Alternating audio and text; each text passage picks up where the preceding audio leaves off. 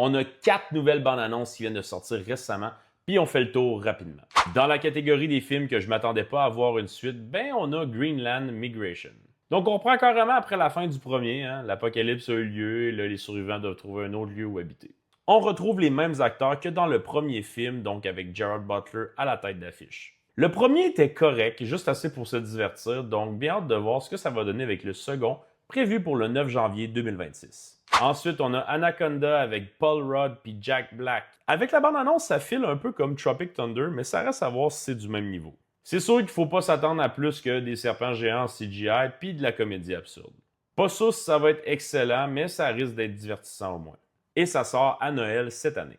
Housemaid, adapté du roman best-seller avec Sydney Sweeney. Là, on est plus dans un suspense psychologique. Donc, on a Sydney qui joue une jeune domestique qui découvre que la famille riche pour qui elle travaille cache des secrets bien sombres. Dans la bande-annonce, l'ambiance est tendue, puis ça a l'air vraiment accrocheur. Puis, compte tenu de la popularité du livre, ben ça risque d'être très populaire au cinéma. Ça sort le 19 décembre de cette année. Finalement, The Mandalorian et Grogu, on l'attendait celui-là, et honnêtement, le trailer a l'air un peu cheap. On dirait un film qui sort directement à la télévision ou en streaming, pas un gros Star Wars de cinéma avec des images à couper le souffle. Genre, il semble pas y avoir d'upgrade en termes de qualité de ce qu'on avait dans la série versus ce film-là. Ça manque un peu de punch visuel. Mais c'est juste la première bande-annonce, on sait pas grand-chose de l'histoire, mais c'est sûr que je vais être présent dans la salle en mai 2026 pour aller le voir.